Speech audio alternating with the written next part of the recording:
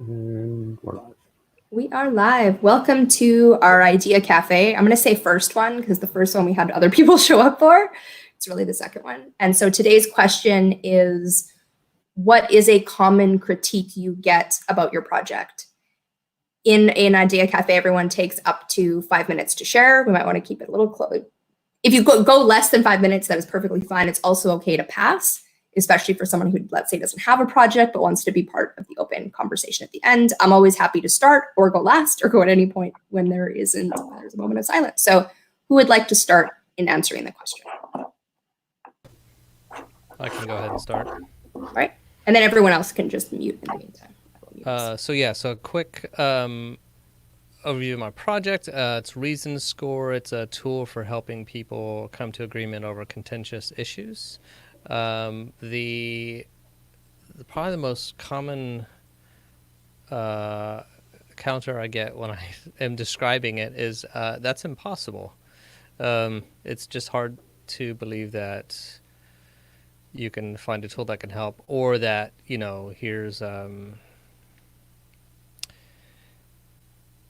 reason that you can't. It uses numbers and math and some quantifications, and they say you can't quantify decision making, and that's true to an extent, but having the numbers kind of helps. So that's the most common. I think that's the most common kind of complaint I get about it when I'm trying to describe the initial pitch. A lot of people just don't like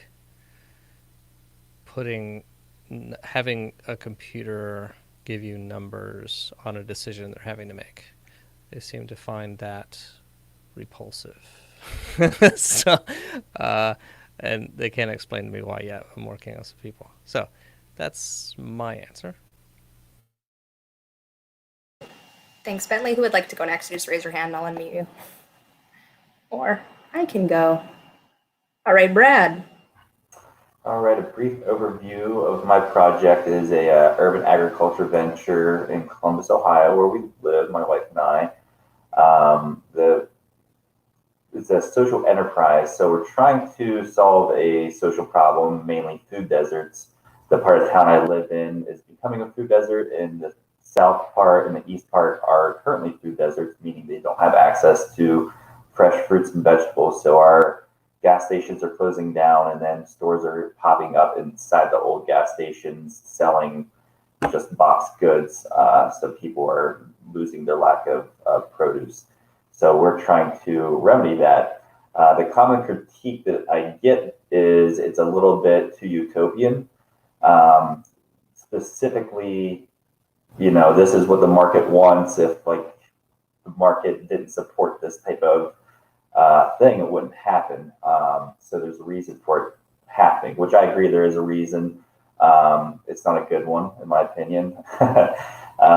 So we're trying to solve that and trying to prove some of the critics wrong, saying this is a project people like Bill Gates and other people should attend to, and not, say, a member of the community that's caught up in that sort of thing. So that's what we're trying to solve for.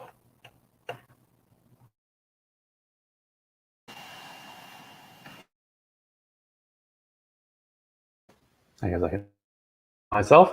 All right, I'm Adriel. My project is WikiElection. It is attempting to, solve the problem of misinformation. This one is a bit of a hard one because part of the critique is, I think, not one that people have explicitly said, but it's definitely implied, where they just have a problem understanding it, where it's sort of too conceptual right now, and it's trying to do a lot of different things. I think one of the actual critiques that I've gotten is just how are you kind of going to deal with trolls and people trying to lie and people sort of trying to argue their viewpoint on the platform? How would you counter that? And a big part of just having an emphasis on evidence and kind of like what Bentley's talking about, trying to quantify that conversation, trying to sort of figure out how you can actually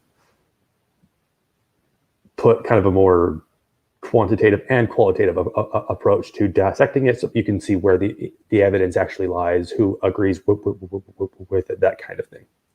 Which, as you can probably tell, there is a long answer, and that's part of the challenge with explaining it. Right, that sounds like you're done. Yeah. So, Susan, okay. I'll unmute Susan. Go for it, Susan. Okay, so the project that I've been working on for the last year is called the Two-Row Flow Cultural Commons. And basically it is an emerging space for settlers and First Peoples to make sense out of our treaty relationship or relationships.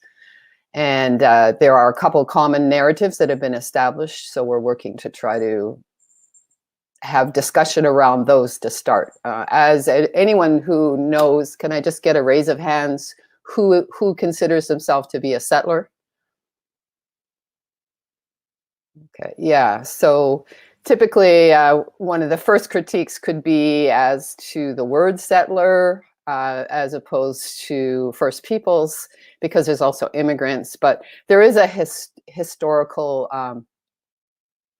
precedent or a history behind this relationship, which the deeper you go into it, the more totally solid it is. In fact, the entire so-called Canada is based on treaties, but it's something that we're not taught as settlers. And so the idea of actually revisiting something that was even prior to the founding of the so-called Canada is basically the biggest critique I get is silence.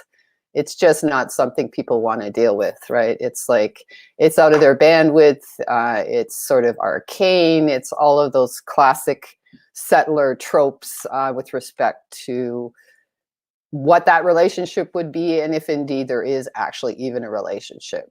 On the First Nations or First Peoples or Inuit or Métis side, the discussion is much different. Of course, that's been a non-stop discussion since we had first contact, since we settlers landed. So that's a discussion that's been ongoing. But the relationship is complicated because basically they see, for the most part, that relationship is with the Crown. And then maybe the government that represents the Crown. So we see that reflected even in the Truth and Reconciliation, the 24 or the 94 calls to action, which after I reviewed that, basically had nothing to do, nothing for ordinary citizens to do. It's all about the institutions which have already failed once. Now they're supposed to somehow pick up the baton and move forward. And yet the whole nature of how that relationship was created is incredibly flawed. So obviously the discussions about the doctrine of discovery and manifest destiny are not something that the government is ever going to talk about. And of course, the Queen is just a figurehead. So it's a very interesting dynamic. And so if you could call silence a critique, that's the one I face. And so I'm just trying to break through that. I know that that's based on trust. So it's an absolutely no trust between the two parties for the most part. So yeah, it's a work to try to establish trust, try to establish in that space that even as a citizen, I could sort of take responsibility for that and live up to duties and obligations where, you know, they typically First Peoples are looking to the government, right, to the Crown, as opposed to a citizen. So yeah, I'm working through all of those things, and any suggestions as to how to make that happen would be greatly appreciated. Thank you. Okay, thank you, Susan. I will take my turn to share. This is a bit of a hard question just because I never really quite know the umbrella of my project. I've been trying to create what is Together Tech, what is the Technology Cooperative and a Solutions Cooperative for a very long time. And the biggest critique I get on that overarching umbrella, besides that technology is the problem, not the solution, is that it's like, pick a thing and go with it. And like, pick a project and then people will come on board. And it doesn't work with me. Because it's like I want to take the actions that come up as they come up. It seems to be more conducive to my life. But for solution raising in general, I don't think I've gotten much critique. It's not like the other ones because it's an hour-long conversation that people can participate in. They understand that it's not about necessarily creating the project at the end. It's about generating that and having the conversation. So I guess the biggest critique is, okay, now how do we create this in the world? Why doesn't this exist in the world? Like, why doesn't it exist in the world isn't really my critique. Yes, let's get it in the world. Let's figure out that process. So I do know every critique I get helps me to solidify what I'm here to do, what it is that it does, and move forward with that. So I appreciate critique. I guess I get a little frustrated, I'm sure most of us do, in hearing the same critique over and over again. I understand, of course, why that happens. Those are the critiques we need to be dealing with. And at the same time, it's like, oh, I don't want it. I want new ones to me so I can address them like internally and get solutions. But that only happens with, let's say you talk to 100 people and maybe one in 100 or 1 in 10 comes up with something new to critique or give their opinion on that you wouldn't have heard before. And so that is my experience. Now we can all unmute, although it's kind of hard with 5 people. So I'm going to unmute everyone, and then you guys can just take over your own muting ability so that if you're not talking and it's getting too loud, mute when you're not talking, if that makes sense. But otherwise, yeah, we can open up the discussion. This is the first Idea Cafe that's specifically, like I said, to projects. So we'll see how this goes, because now it's like, well, now what do we talk about? I guess the power of critique, or how you feel when people critique it, or anything that came up while other people were talking. Well, having gone to art school, Emily Carr University in Vancouver, critique is nothing you should ever take personally. I learned that. As a matter of fact, in art school, the goal was to make you cry, or to try to make you cry. So yeah, just don't take it personally. So bring it on. I have no problems with critique. I'm all good with critique too, but the making you cry portion is like a step too far. That was preparing us for the real world. Yeah, okay? yeah. Because the real world is not art school, right? It's like people will make you cry, you know, anyhow. I did want to say that, Susan, on yours, that can be very, very challenging as kind of crickets. I do think, I think it is stronger in your situation because it is a topic that people would rather not approach at all and kind of forget it exists, like we have for hundreds of years. But also just a little encouragement that I think we all kind of feel that struggle with crickets in our projects from time to time.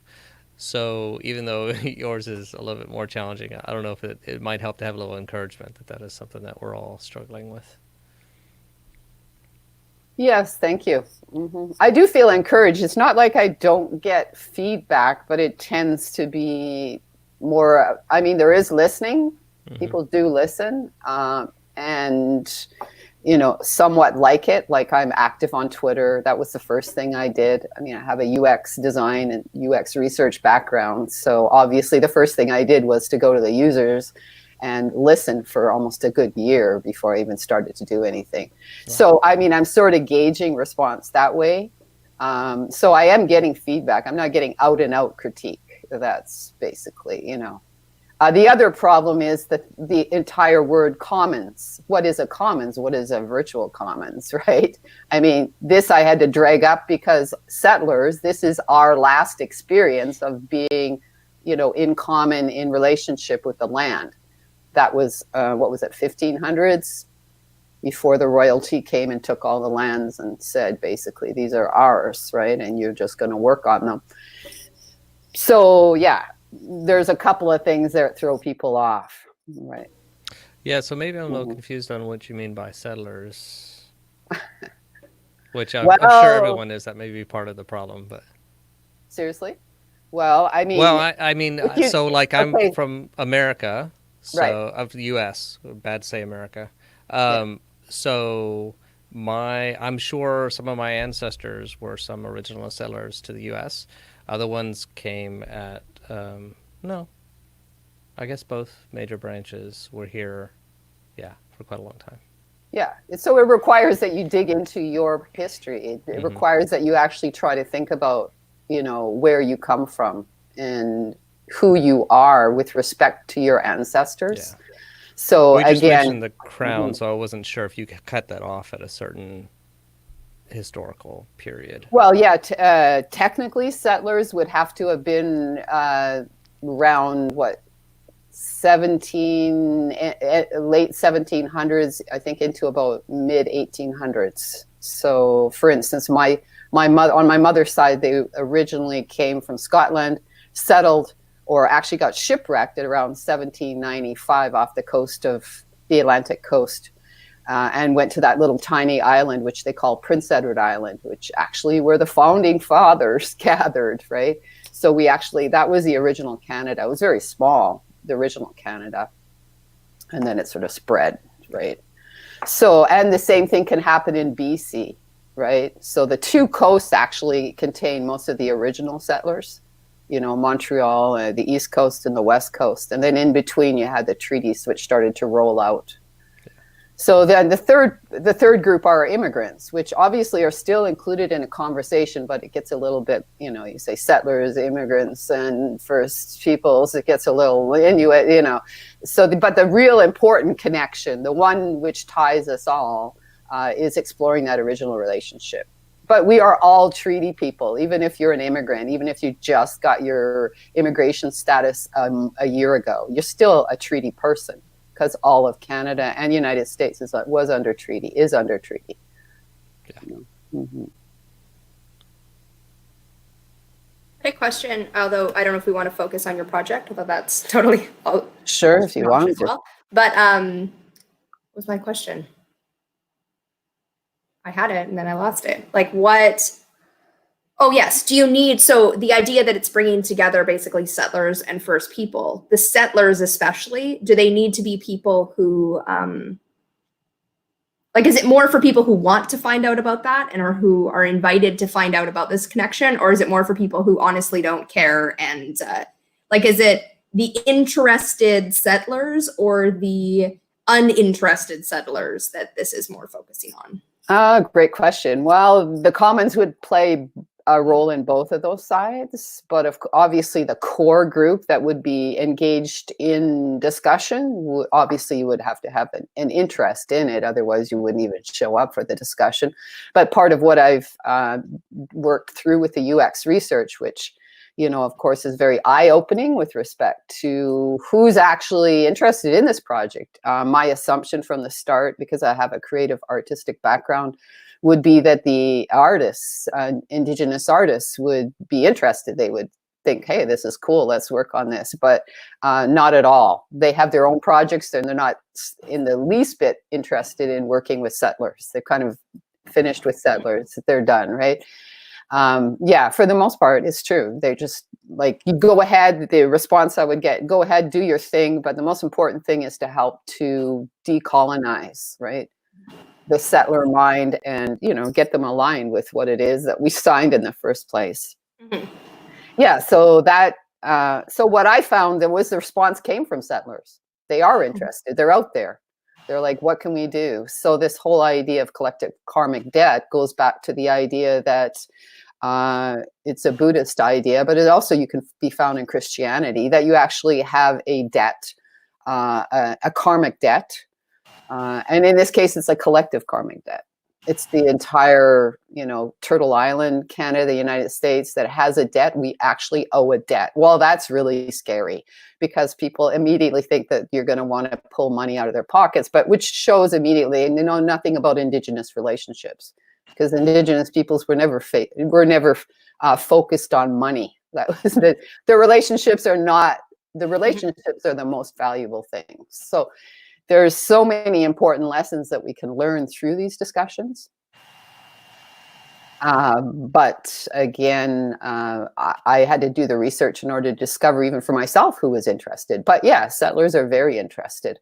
Typically, they tend to be on Twitter. That's where I found them. They're not necessarily on Facebook because Facebook is it's even more of a bubble. Like you get in your little bubble with your friends and that's pretty much it. We know that, the bubble factor.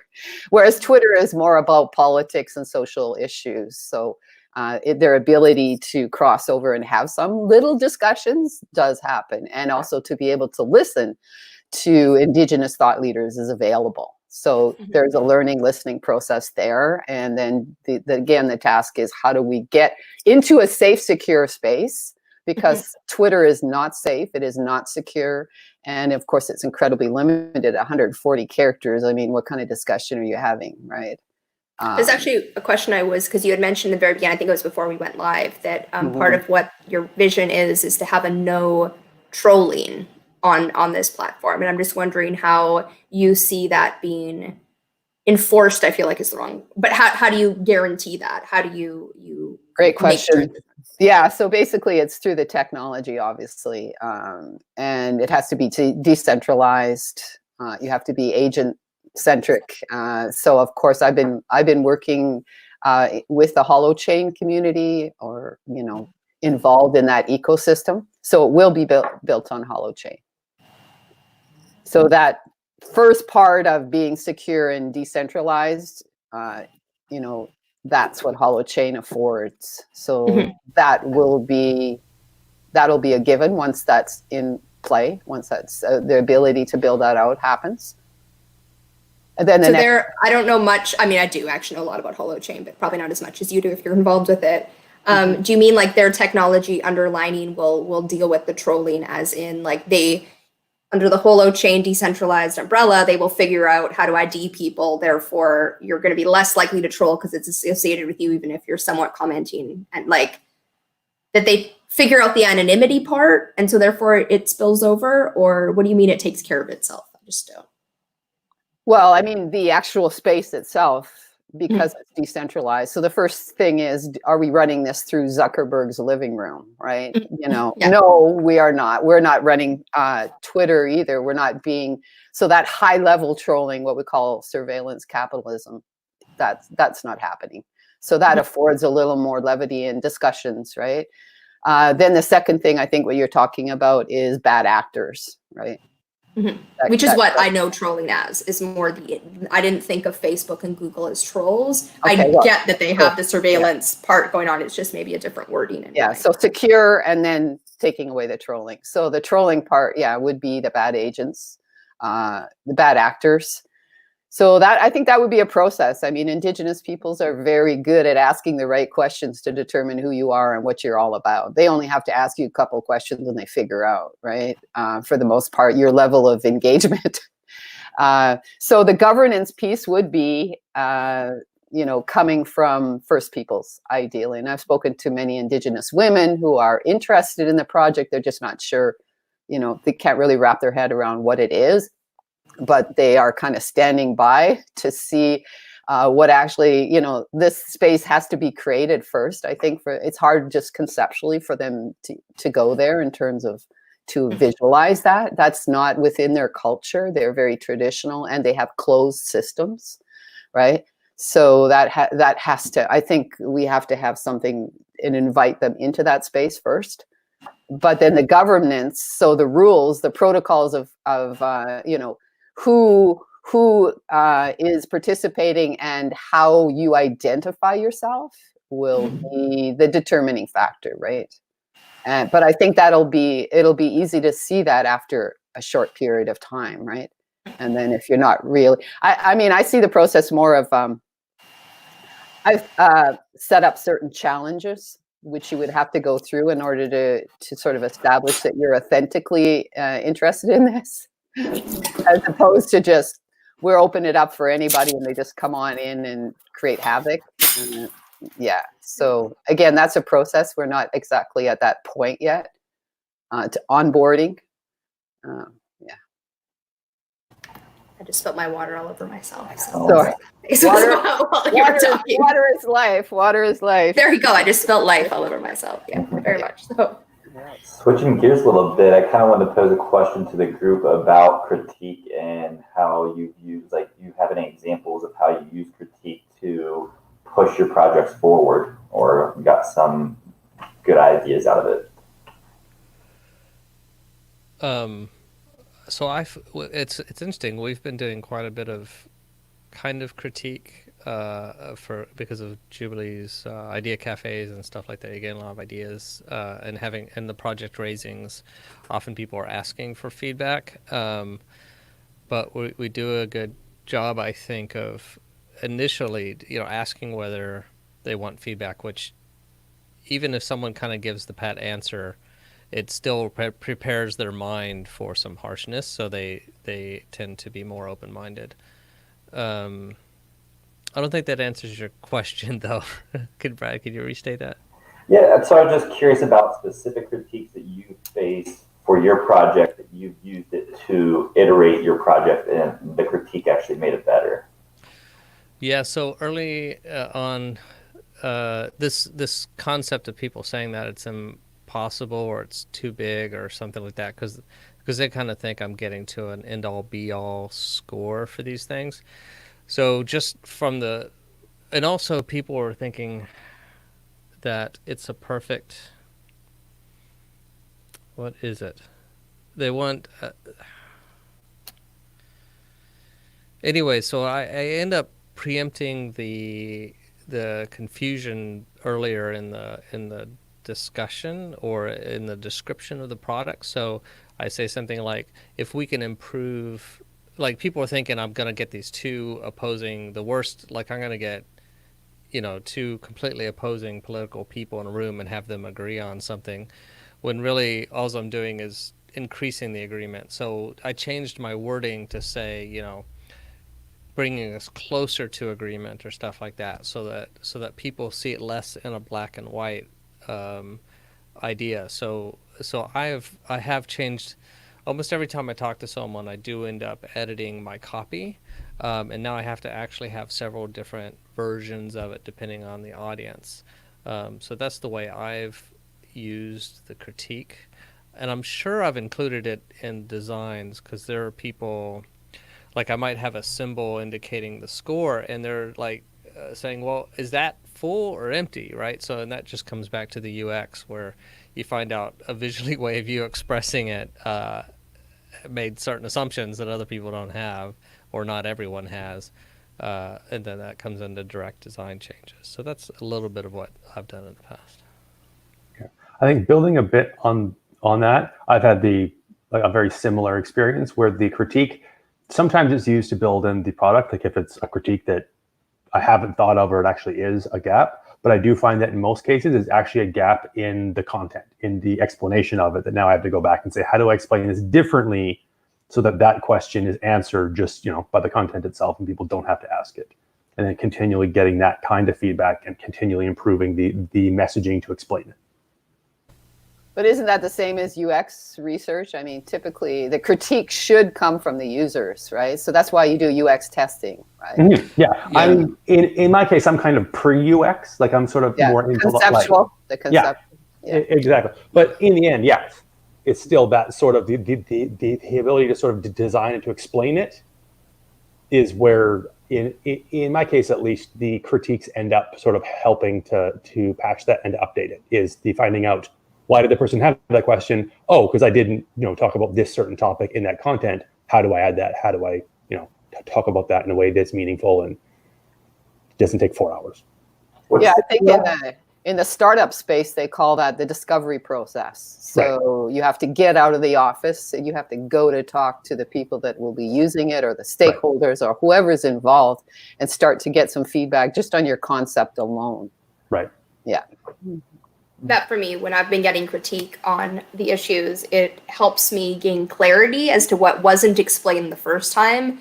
It also comes with the other added layer of then I want to explain it all every time, because I've gotten this critique before, so you might not understand this point, as opposed to I find a conversation is a great way to explain it, because then I can deal with that on a one-on-one basis instead of trying to answer all questions at once. So it helps me kind of generate almost like an FAQ of common problems, and then I can kind of have one place to send them to, but I've yet to actually create that. And where it most helps me is my internal reaction to what they say. That how I feel about what they say is my learning for what I need, how I need to move forward. So there's times where people critique it and it empowers me, where I'm like, oh yeah, that's not a problem. Because I know the solutions are coming down the road. And then there's other times where it does disempower me. And then I have to deal with, why is that? And why did their critique hit me in that way? Why do I feel like it's a critique on me as a person and I want to cry about it, as opposed to having it be open? So and I think also just personally, I deal with critique fairly well. I look for that, both personally and for my project. I want to know, less personally now. Now I'm all about don't critique me as a person. I want to know your critique on my ideas and the solution, because of that, I'm not changing me, but I will change this. This is ours. This is mine. So I'm not going to change my person. I'm going to grow and evolve, but like, and get that is what I got through critique, because there were people who would comment on my YouTube videos and be like, how I look or how I'm acting. And I was like, oh, I'm actually not down for, I didn't mean to critique that. That's not what I meant. I meant the idea. And so now when that happens, I can kind of just not deal with it and look for the critique of the idea. Nice. I think I really, when I got my critiques, it really made me focus on the financial sustainability of the business that I'm trying to create, and really spend a lot of time with that. 'Cause, I mean, it is about critique. Someone with more money or had seed capital or an entrepreneurial business background should be doing this type of work, or I should say is more fit to do this type of work or qualified. So it's really helped me try to establish where other urban agriculture ventures have gone wrong, which is not being economically sustainable, and relying on grant money, volunteer work, and things like that. So I feel like I have a pretty good game plan of how I am going to be able to sustainably generate revenue through selling. I work at a hospital, and my hospital has started up some food pantries to give to the community, and they purchased that. And they have 40,000. One part of the hospital has $40,000 budgeted. The other has $50,000 a year budgeted to buy things. So kind of teaming up with my place of employment to see if they will purchase goods has kind of been a good start for me. Good. You got out of the office and you went and talked to stakeholders. Good job. What is your business model, Brad? As far as I know, a bunch of people in that space, but I don't know, like, you're bringing food into food deserts, but how are you doing that?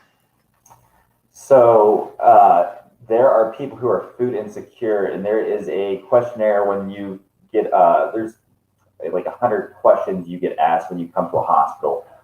Could be on safety, whatever. There's 3 questions on food insecurity, and we're working with a committee at our hospital called Social Determinants of Health to generate consults to social worker. People answer these questions saying, yes, I don't have access to foods, I don't have the financial capabilities. That generates the consult. That social worker then gives them materials to go to the food pantry attached to the hospital. So 75% of what I intend to grow, I want to sell to the hospital so they can provide the food to the people that are answering these questionnaires and qualifying for the food. The other 25%, there is a food pantry down the road from me now that I want to donate 25% of my food to supply. So 100% of everything I am growing or intend to grow is going to be given to people who are food insecure. But I don't know if that answered your full question of business model. Well, I mean, you're growing food. I didn't know that before. So you're growing the food. You're not just looking to get it from people who are otherwise growing the food and bringing it to. There's 3 people in that space that if you want to have a conversation outside of this, I'm happy to. There's 3 things that are being done in Vancouver itself that I'm in contact with in one way or another. And then also someone in the Game Bee space who has like an online farmers market, Oshinka, I think is what it's called. And it's out of Utah, and they have basically a model to create that in every city. So to create like that it's franchisable is what I'm trying to say. Mm-hmm. So it's open source and franchisable. So anyone in any city can take that on and create a relationship between like the purchaser and I'm wondering, I don't know if that would work within a space of food insecure people. It solves the food desert issue, not the access to it because of cost, right? So it like solves, you have access to it. It's not necessarily that it can be at a lower rate, but you're growing your food, so you can make that one available at the cost it is to you. So yeah, so I'd be very interested in hearing that when we're done, kind of link up with them just to kind of further flesh out the business model. I am growing mainly, plan to grow berries, some greens, nuts, and seeds mainly. But I'm a dietitian by trade, so I do provide medical nutrition therapy. I kind of came up with like a master list of foods that we use for medical nutrition therapy and the ones that are obviously lacking in places that don't have fresh access to fresh food. So I'm kind of using that template of that's what I am intending to grow, and kind of goes more towards the game B idea, because if you're working in a game A space, you think, what's the highest selling food? Oh, I should grow that, versus this is the food people need to be healthy, or if they wish to be healthy or want to manage some of their current diseases, this is what they would need to be provided. So kind of using that framework, and the social entrepreneurship framework, and then Carol Sanford's quintuple bottom line, which is kind of just all the stakeholders that are attached to your business, whether it be the community, the co-creators, the investors, the planet, etc.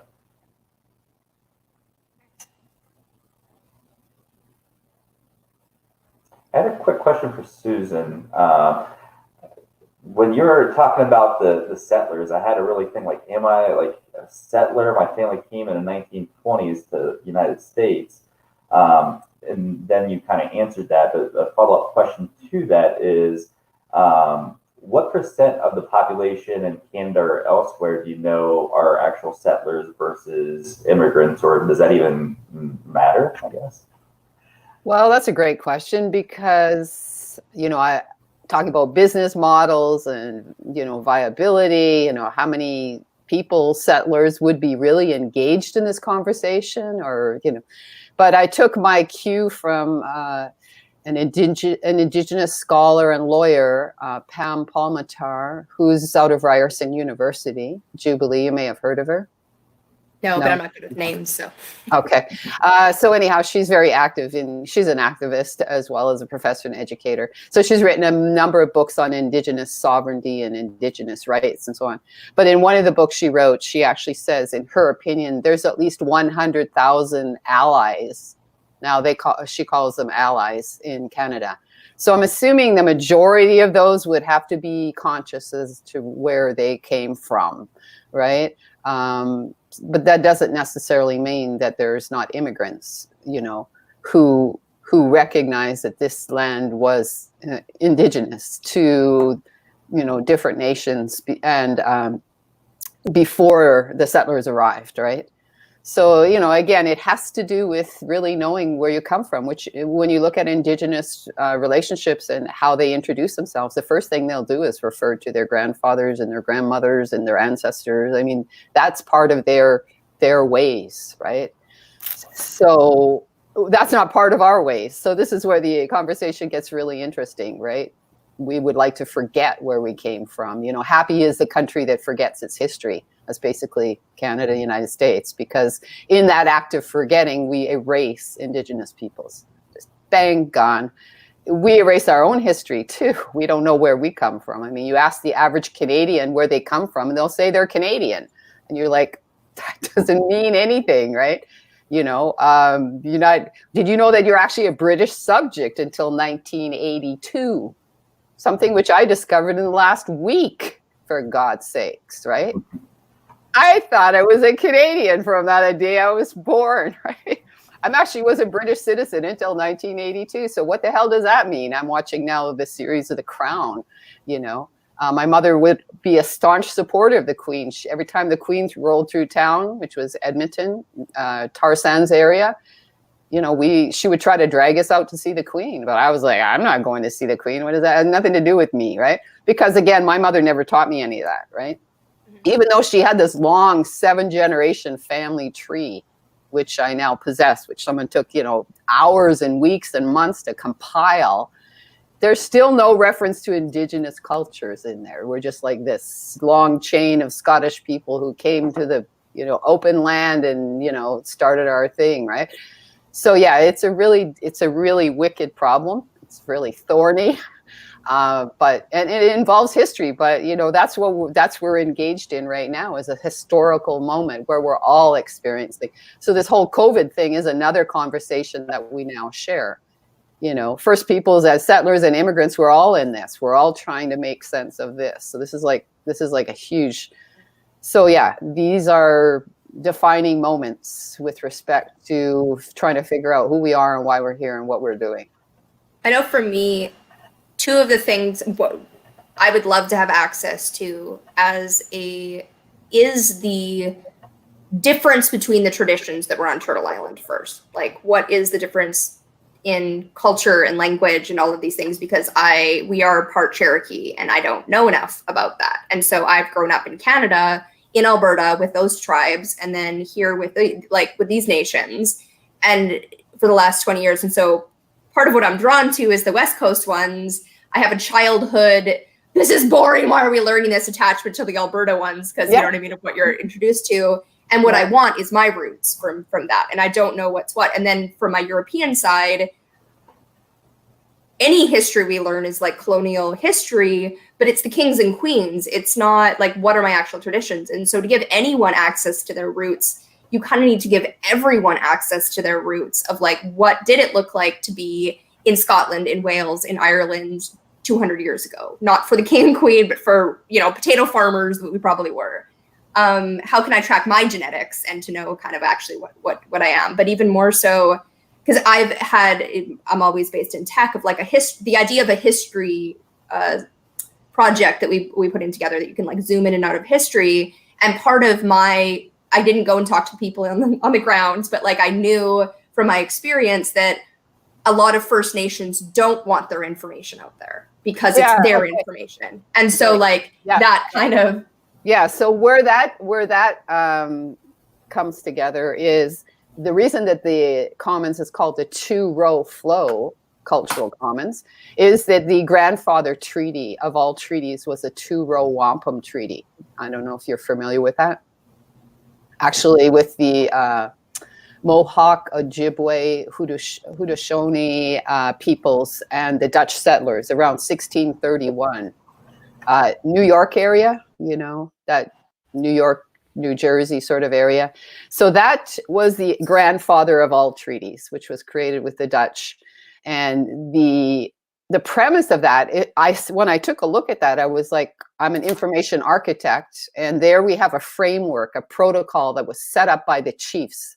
So basically the metaphor is that we're both in our boats going down the river. So First Peoples are in their canoe, we're in our, you know, sailing ships. We're both traveling down the river together, the same river. The goal is to travel together, but not to interfere with one another. But we should know each other's ways and customs and laws at a higher level. We're not talking about sacred ceremonies and knowledge that's sacred. That's not what we're looking for. We're talking about a general understanding of what Indigenous law means, right? What their ways and their customs represent to them, right? And obviously, again, you have this asymmetrical balance because they know a ton more about us than we know. We know nothing, literally zilch, about most Indigenous cultures. And that is, again, the other narrative, which is apartheid, which if you go through a historical records, the founding fathers were aware of the fact that if Indigenous peoples and settlers got together, there could be a whole different dynamic. The same thing in America. You know, you can include then in African Americans and then later into Canada, same dealio, right? If you get those three groups together, you know, not the ruling class, but the working class and then the Indigenous peoples and the African slaves, you're going to have a lot of trouble. So we have actually been kept apart. This is a system that has been designed, an information system that's been designed from the start with a very explicit goal, and that is to keep us separated, keep us apart, and hence we have the word apartheid. So yeah, not knowing anything about your culture, where you come from and who you're connected to, that's all part of the system, right? So we need to recognize that and try to break through that. That's why it's very important that settlers get engaged. Mm-hmm. So this is the part of overarching critique on anything we do together is how do you decide what gets included and what doesn't get included? For instance, if there is the Ojibwe nation and they get together and say, this is what we're willing to share, that is clear, that's what you share. But if one person from that nation's like, I'm good, here's everything that my grandma and grandpa taught me and I want to share it, is it theirs to share? Or do you know what I mean? Like what group level do you have to do that on? Because in what I'm creating, it's like, well, the cooperators and the sharers trump the other ones, right? Because it's like if one person shares, it's shared. At the same time, that doesn't honor especially in this realm, right? That like it isn't necessarily yours to share just because it's yours to share. Well, then again, you get into individual versus collective ways of being. So most Indigenous peoples that I know, they know what to share and what not to share. Again, they know where they come from and who their ancestors are. This is their way of life, right? So it's not likely that they're going to share anything that they know that they shouldn't share, right? So again, when I did my research with UX settlers, or the UX research with the settlers, I asked them, how do they find their information about First Peoples? Like, where is it coming from and what do they find interesting? And could they please blog about it and put their personal spin on it and then fit it into one of those frameworks? So it's either going to go under Indigenous laws, Indigenous ways, or Indigenous customs, right? So that they can try to, put it under a big category. So typically, again, the stuff you find online, there's a lot of information about Indigenous cultures, but it's not culturally specific. Like, you're not going to find out how they do the ceremonies. Like, all this stuff is out in the public sphere, right? There's a ton of information out there, but nobody archives it. Nobody categorizes. No, there's no central place where you can get this information. So if you just wake up one day and say, hey, I have a duty and responsibility to treaty, how do I act on that? What do I know, right? Where are you going to go to find that information? You're going to spend a lot of time. Like, I've spent 10 years thinking about this, right? Even to arrive at the space last week where I discovered I was a British citizen until 1982, right? Like that, there's just no one central space where you can sort of quickly get up to speed and try to understand what First Peoples already know pretty much about our culture. Like, they know a ton about us, right? So. Mm-hmm. But Bentley, if I wanted to ask you, so you're doing something impossible, bringing together opposing, sounds sort of like what I'm doing, like two different parties that it's impossible to bring them together. So how are you overcoming those, like getting those users together? Well, I haven't gotten to actually getting people together, and my project is around very specific details. Like, if people were arguing on the topic of what year should we stop the categorization of settlers and some very specific issues, then my system allows them to put in kind of like pros and cons and counter arguments and stuff, and then it uses some math to kind of say, well, based on the evidence or the information that's been provided, here's the score the system has so far as a guide to kind of figure out what's in there, and then it helps people to explore their unspoken objections or even their emotional things in there, and then helps as a group, that group kind of get it together. So it's similar to yours in that, dealing with a lot of emotions and dealing with contentious issues and people that might be arguing and misunderstanding a lot. The difference is that my system can only handle I started from the bottom up as far as complexity. It can only handle really simple things right now, and then as I grow, it'll be able to handle, hopefully, broader and broader topics. It's called Reason Score at reasonscore.com. So if you ever want to check that out, and definitely. If you have any contentious issues that you think could work, I'm looking for smaller problems, not like climate change or stuff like that. I do know a group that's working on stuff like that, but smaller, like specific things. Like Adria and I were talking about a pit bull ban in Denver as kind of a topic to explore using this tool. So. So it's actually a tool that you would open source code algorithm, like and then you could plug it in, and the end of the day, is that what it's going to be, or is it a standalone sort of app like you're building? It's open source software, and it's kind of meant to be, I think it'll end up being a plug-in to other things like Lumio or some of the, any other tool. So it might be something that your community might, or that, the tech that you're building, it might be a feature, a good little feature if it's useful. So it's kind of like a rating. Is that what you're kind of doing? As opposed to people voting on whether something's like they agree or disagree with a point. It says if you disagree with it, tell us why, and then and you don't have duplication of reasons. A reason should only be in there once. You might change the wording of the reason to be more specific or more clear.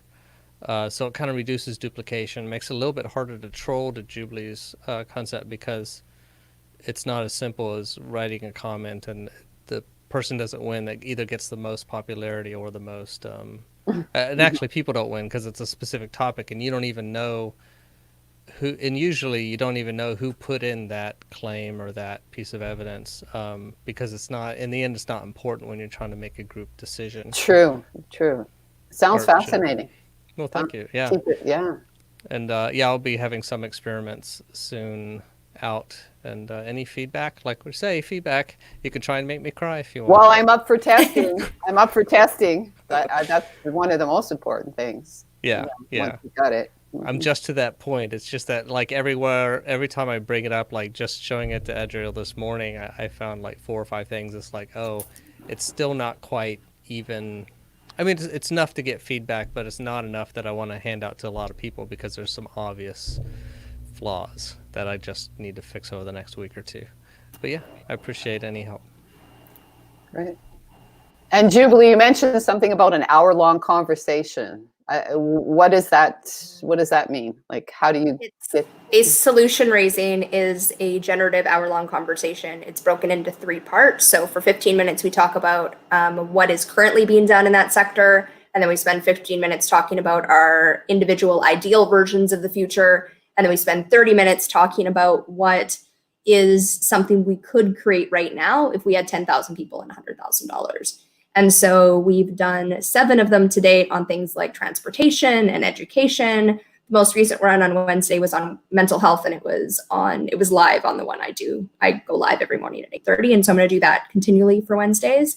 Have people come in and participate in them live, and then I'll figure out right now it's a Facebook group and it's YouTube, and all of the other solution raisings that were pre-recorded are on this channel, Together Tech, whereas the other ones, because when I go live on Jubilee Saves the World channel. So figuring out that dynamic and where it gets posted on Facebook and stuff is what I'm kind of currently figuring out, because I have new ideas and I want to run with them, and like where to put them and how they incorporate with Together Tech and stuff is part of what. So you're facilitating conversations then around, like, people will propose, let's do it around this, let's do it around that, and you're facilitating it? Is that? Yeah, we're picking different topics and doing that. There's like I said, there's the Facebook group where the idea was anyone could start one. So even though we've had one on education, anyone could do one on education and have a different group of people. So, but that is, as most of the ideas, it didn't generate in that way. It is, yes, I'm the one who needs to facilitate all of them, it appears. So I have been facilitating them, and eventually, hopefully, we'll move on to Zoom, where there will be more people participating in it than just up to like 5. We have to do one on treaty making. Treaty making? That'd be making sense of treaty. I don't just want to say treaty making because those are done, but making sense of treaty making and treaties, right? Treaty making. That would be great. Yeah. Or like, it's usually a more broad topic, like Indigenous like First Peoples settler relations, right? What does that currently look like? What would we love that to look like? And then what could we do now with 10,000, 100,000? I think it'd be harder to do that with the treaty making, just because people would need your service first to kind of understand what that is in order to be able to have that conversation. But to be able to have that conversation would be amazing. Well, I mean, you can call it reconciliation, whatever you want to call it, right? But the whole idea of reconciling, we're in a period of reconciliation, right? So that is basically what we're supposed to be doing, right? Mm-hmm. But when we say we, of course, again, it's handed all off to the institutions, and citizens are like, okay, they'll handle it, right? But no. And they won't handle it well. We're supposed to do that, yeah. Yeah, with most things. So we're coming down to our last 5.5 minutes. Okay. No one needs to answer it.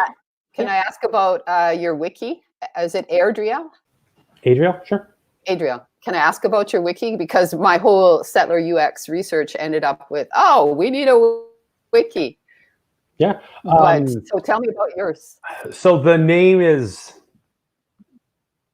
like kind of descriptive. It's sort of meant to be 2 different things. It's kind of meant to be a wiki on elections and politicians and parties and sort of their history and that type of thing. but then it's also meant to be a tool where people can sort of vote or elect on information. So really it's focused on three main areas. It's focused on like politics and elections.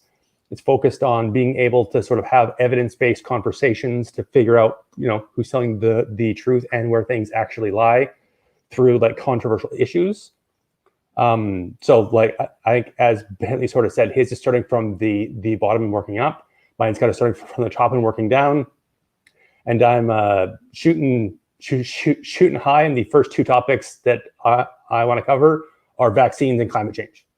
Cool. And then the third part is sort of the tools needed to have that conversation is kind of a news aggregate tool almost, where as information is processed and as experts weigh in on the various parts, we'll start to get sort of, a snapshot of how all of the different sources of information are talking about the same topic, have the community review all of that, and then start to see, who's telling the truth, who has good evidence, who, is using qualified experts, that kind of thing. Wonderful.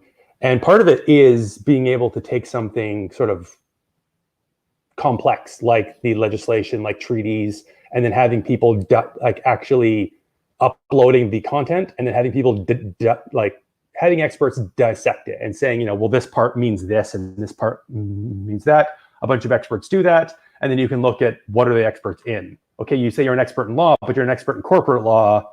How does that, why are you talking about now treaties? And it might not be the same as somebody who specializes in treaty law and history and this and that, and being able to sort of take all that into account. Wonderful. I like that. So that's the truth part of the truth and reconciliation. We need, a lot of first people say, first we need to get the truth out. We haven't even got the truth out, never mind the reconciliation, right? Right. So yeah, I see that as a very valuable tool. Yeah. Wow. If you're interested, I would love to do like a live stream and pick your brain and sort of show you some of the stuff and see what kind of questions you have, because we're ticking off all the right boxes here. For sure. Yeah. Thank you. Thank you. But I feel like this was just like generated in my head. I know our cousin went to school for law. Did she not take Indigenous law? I believe she did, specifically, right? I think really? so, yeah. Wow. Okay. I think she's in Whitehorse. Yeah. Cool. So we could get her on, right? Possibly, yeah. Probably, yeah. I think she's. I can invite her. Right now. She's posting a ton on Facebook because I think she's, at home like the rest of us. So sure. And I just recently met a Mohawk woman who is a treaty scholar. So the two of them could have a great conversation. A few of us could, listen and learn, and maybe we could get some other people. I mean, even two talking about treaty would be awesome. Mm-hmm. Yeah, that'd be a cool. And she's like, she just completed her law degree 2 years ago, maybe. Wow. 1 year ago. I think so. Yeah. But I'm 40 and she's like almost 10 years older than me. So she got her law. She did an engineering degree. I don't remember what else she did. Something else, and now she's going. And then she went to become a law student. She is amazing. Wow. And so Jubilee, you're from Alberta originally? Yeah. What part of Alberta? We were born in Edmonton and raised in Lethbridge.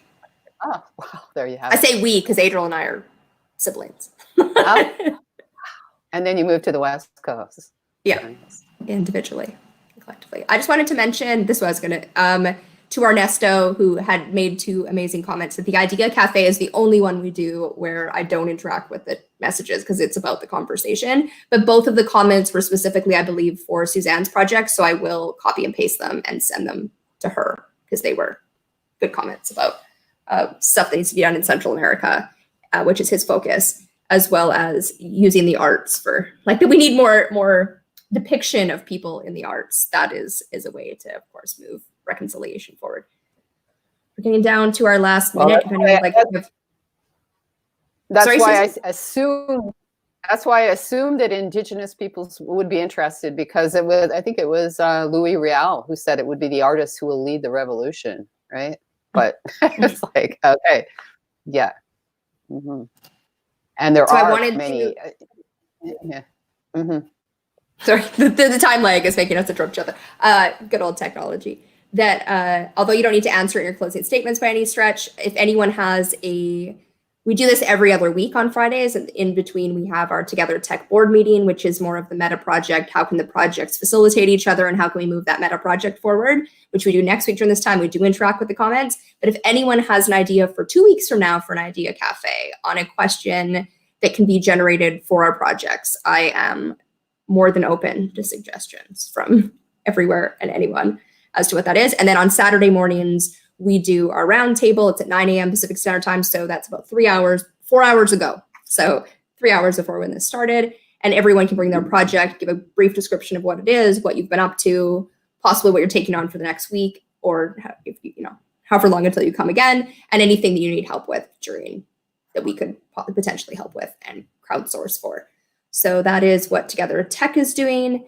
And we have our own Facebook group, which is Game B Project's Facebook group, where everyone who has a Game B type project is welcome to come and join and have a meta conversation on how we can bring our projects into the world, because the world needs them now more than ever.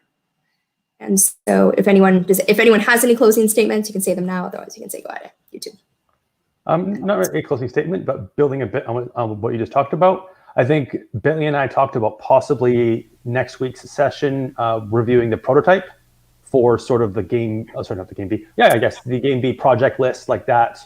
Have the Together Tech League actually taking a look at that. So it's possible that the session following that might be just the Idea Cafe on something that comes out of that discussion on what does this need to do, what shouldn't it do, what are the next steps, what have we overlooked, what's actually needed for the MVP, because this is probably still quite a few steps prior to that. And you're talking about specifically the thing that you made, right? Yeah. And sent me. Is there a name for it? Just the Together Tech prototype, I guess. Okay, because Brad, when I said Adriel was working on one, that is what I was talking about. So if you want to join us next Friday during this time period, we will be talking about more of that platform, and we can always send it in advance. In fact, I think we should post it in the Facebook group to get feedback and say, hey, we're talking about this, right? Because although I know it's in its infancy, that's the time. That's the time to do that. Fair enough. Or it grows up into an unruly toddler and you got to deal with all of your previous messes. All right. So does anyone else have any closing statements they would like to? Thanks for having me. All right. Everyone can just stay put, and we will say goodbye to Facebook and YouTube. See you tomorrow morning.